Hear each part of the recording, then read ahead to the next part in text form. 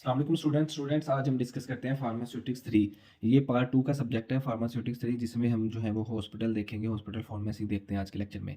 Hospital क्या होता है? बेसिकली आपने डिफरेंट तरह के हॉस्पिटल विजिट किए होंगे। जनरल हॉस्पिटल होते हैं जिसमें चिल्ड्रन हॉस्पिटल है, जिसमें जो है वो कैंसर हॉस्पिटल्स हैं।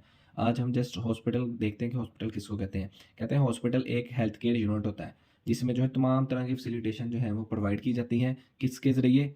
साइंटिफिक इक्विपमेंट्स के ज़रिए। ये जो हमारे पास साइंटिफिक इक्विपमेंट्स हैं, इनके ज़रिए जो है हमें जो है वो प्रोवाइड की जाती है हेल्थ। जैसे कि आपने सीटी स्कैन करवाना हो और मेडिकल के लैब के टेस्ट हों, आपके जितने भी सीबीसी वगैरह, वो सारे साइंटिफिक इक्विपमेंट्स के ज़रिए ही करवाए जाते हैं।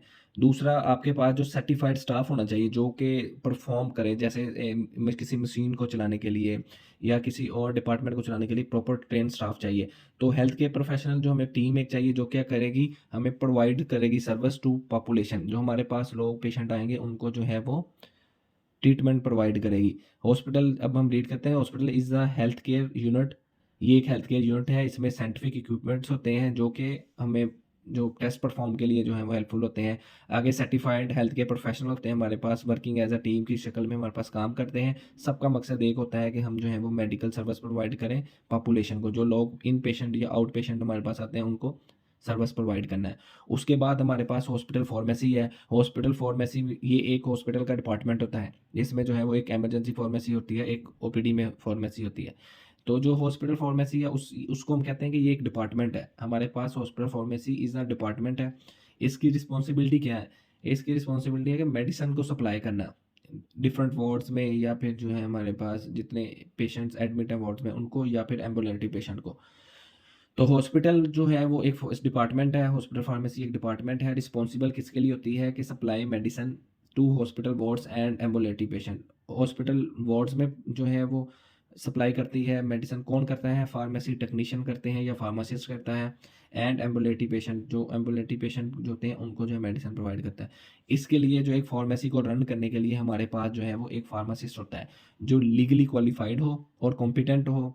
उसको जो है वो हॉस्पिटल फार्मेसी वाले जो हैं वो हॉस्पिटल डिपार्टमेंट वाले हायर करते हैं।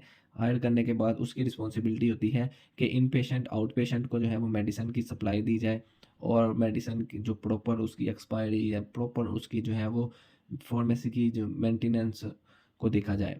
ये सारी रिस्पॉन्सिबिलिटी जो है वो फार्मासिस्ट की होती है। इसको फार्मासिस्ट हम उसको कहते हैं जिसके पास कैटेगरी ए हो, रजिस्टर फार्मासिस्ट हो। उसको जो है वो फार्मेसी का हेड रखा जाता है। उसके बाद हमारे पास 2 तरह के हॉस्पिटल में पेशेंट आते हैं। एक इन पेशेंट होते हैं, दूसरे कौन से होते हैं? आउट पेशेंट होते हैं।